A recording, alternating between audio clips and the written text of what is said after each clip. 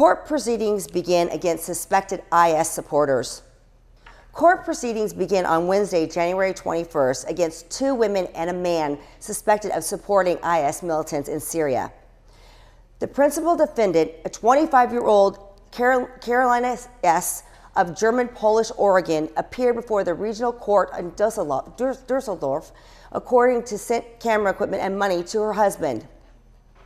The principal defendant, who is allegedly married under Islamic law to a high-ranking IS member, is accused, among other things, of having traveled to Syria in October of 2013 and giving her husband, and thus the IS organization, camera equipment for proceeding propaganda videos.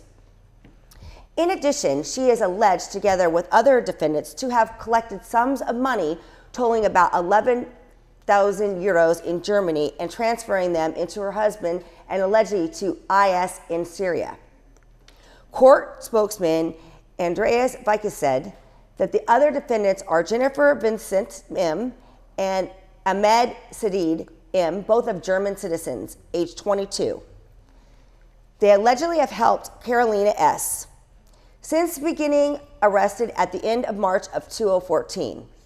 Caroline S. has been remained in custody with her now 2-year-old son. Both young women appeared at court in veils, where Ahmad Saeed held a folder in front of his face. The defendant made faces sentenced up on to 10 years. Like other Western European countries, Germany is struggling to stop the radicalization of young Muslims, who some want to become jihadists, insurgents in Syria or Iraq. Officials also have to worry they might return to plights against home soil. German intelligence authorities estimate that at least 550 people have left Germany for Syria and around 180 have returned. Many are under criminal investigation. Minor parties say Greece must stay in Eurozone. The latest opinion polls show Greek Prime Minister Antonis Samaras' New Democracy Party and opponent Alexis Tsipras' Syriza party have not polled much more than 30%, forcing the winning party to form a coalition to rule. The Potami party, run by a TV presenter, is currently third in most polls and could play kingmaker. It is polling between 5 and 8%.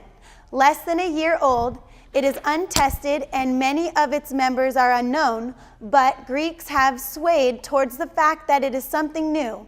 Leader Stavros Theodorakis says any party he sides with must not risk Greece's place in the Eurozone.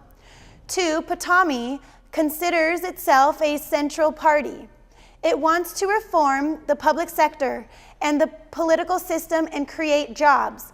Theodorakis said he would welcome being the balancing force in a government led either by Syriza or New Democracy. But Potami would insist that either party bring new blood into a government. His party puts creating new jobs as a top priority, but believes Greece must fulfill the obligations promised to its lenders. The EU and IMF, which is more in line with Samaras. Syriza wants to renegotiate the country's agreement with the EU and IMF. Potami wants a change in minimum wage, however, which is Syriza's promise. Greece still has some obligations and must fulfill them. We agree, he said of the bailout. But Greece does not need any new bailouts, which one way or another included many mistakes, not spelling mistakes, but substantial errors. We must replace the bailout with a patriotic action plan, which includes our country's obligations towards our European peers, said Theodorakis. The prospect of Potami becoming an ally of Syriza government could help to temper concerns among investors and other EU governments. At the moment, however, Syriza has not favored an alliance with Potami. A completely new party formed only 19 days ago has appeared on the scene. The movement of Democratic Socialists, led by Prime Minister George Papandreou, who broke from the PASOK party. UK Turkish Prime Minister talks business and security cooperation in London. UK Prime Minister David Cameron and his Turkish counterpart Davutoglu met in London on Tuesday, January 20th, to discuss business and security cooperation in light of the ongoing crisis in the Middle East. Cameron met with Davutoglu, who arrived in London for a 3-day visit after his Downing Street residence, and said that the two leaders had a lot of things to discuss on their agenda. It is great to welcome the Turkish Prime Minister here tonight at the Downing Street. Britain and Turkey have a very strong relationship. It was the first country that I visited as Prime Minister. It was very good to make a return visit later last year. There is a lot we have to work on. The economy and business relationship is very strong. Trade is growing. Investment into each other's country is positive. There are a lot of talks about that on the front. We are both members of NATO, so we need to discuss the importance of standing up to Russia over Ukraine. I think it's very important and obvious. I think that the top of the mind will be very much in the battle and that we've been fighting extreme terror. The terrible situation that we see, ISIL, and also the need for transition to Syria.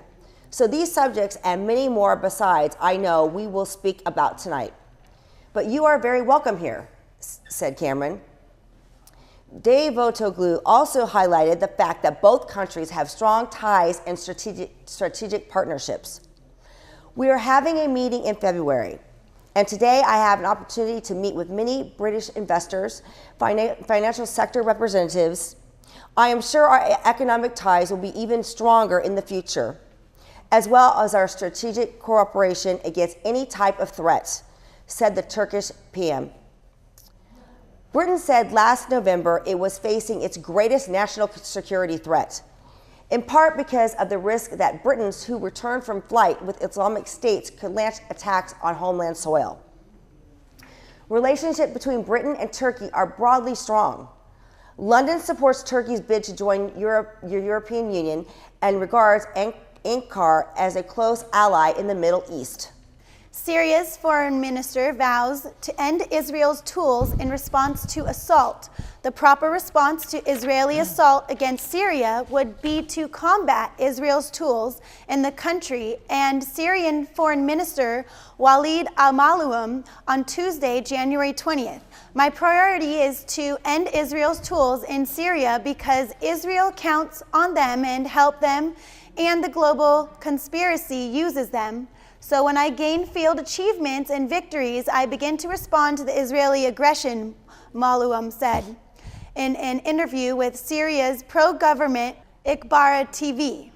An Israel airstrike in the Syrian province of Qantara killed 6 Hezbollah fighters and an Iranian general on Sunday, January 18th, an act strongly condemned by Syrian officials on Monday, January 19th. Maloum says also confirmed that his government will send a high-level delegation to Moscow for next week's talk with the Syrian opposition. It is a high-level delegation with wide political experiences. We will not oppose the presence of anyone as long as they commit to the goal of the meeting, which is the agreement to hold a Syrian dialogue, Maloum said in the interview. A Russian moderator for the talks set out modest goals for the Moscow meeting, saying he would consider it a success if the sides work together and agree to meet again. Vitaly Naumkin was speaking ahead of the January 26th to the 29th talks, which have been clouded by the refusal of several prominent Syrian opposition figures to take part. 2 rounds of peace talks in Geneva a year ago failed to halt the conflict, which has killed 200,000 people, and there is little sign that Russian initiative will fare any better. Several Syrian cities had barrel bombs and air raids on Tuesday, January 20th, as fighting continued between government forces and rebel fighters. Videos posted on social media websites proponed to show, one video allegedly shows that the aftermath of an air raid on the northern town of Barquet near Idlib. Firefighters can be seen attempting to put out a fire that was allegedly caused by air raids. Civilians and emergency workers are seen in a state of panic as debris and dead bodies are strewn through the ground. A second video perpetrates to show a cloud of smoke rising from Al Rashan city in northern Hamas purposely after being shelled by barrel bombs. A small cloud of smoke rises near the site at the first alleged explosion.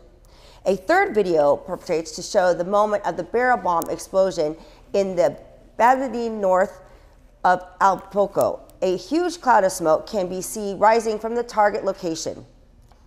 Reuters is unable to identify very of the content of the video, which we obtained from social media. Some 200,000 people have been killed in the conflict in Syria, which started with street protests along Assad in March 2011, and then descended into a civil war in northeastern Syria. At least 65 people were killed and a dozen wounded by Syrian air forces raided on a market in a village in a territory controlled by Islamic State militants.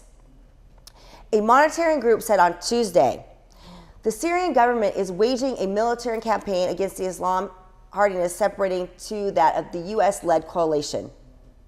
The coalition has conducted 10 airstrikes against Islamic State militants in Syria since on Monday, January 19th. The combined joint task forces leading to the operation said on Tuesday. Most of the airstrikes were near the beside border town of Kobani, where several fightings and stages positions were hit. Other strikes hit a bunker used by the militants near Al-Hasek, a task force said. Davos delegates urged to engage the heart as more than 1,500 business leaders and 40 heads of the state or government prepare for World Economic Forum, WEF, in the Swiss ski resort of Davos. The meeting's founder and host urged delegates to engage the heart in tackling global issues such as poverty, climate, and health. Klaus Schwab, founder and executive chairman of the annual gathering, said, "Sharing and caring should be the motto of this year's meeting, which runs from January 21st, which is Wednesday, to Saturday, January 24th. We do not just want to define the issues. We want, with the help of all your collective brains, we want to help to create solutions. We are here not just to pursue our own interests. We are here really as a community of purpose to improve the state of the world. So engage the heart. We are here to be passionate and to show our compassion. Sharing and caring should be the motto of this meeting," Schwab said during the opening session on Tuesday, January 20th.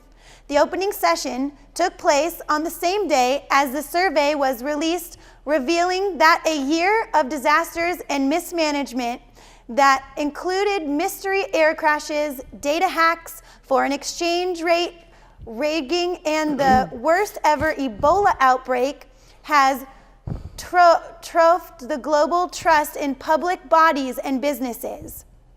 The annual Edelman Trust Barometer released in Davos showed a sharp decline in trust across the board, with faith in governments, business, media, and non-governmental organizations, NGOs, below 50% in 2/3 of the countries.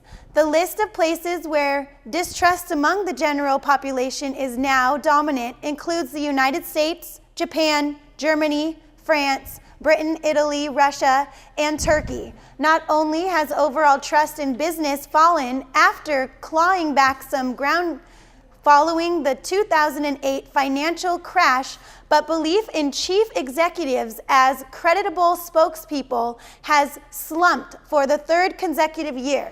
The survey painted and mixed picture for technology, which is playing an increasingly central role in people's lives.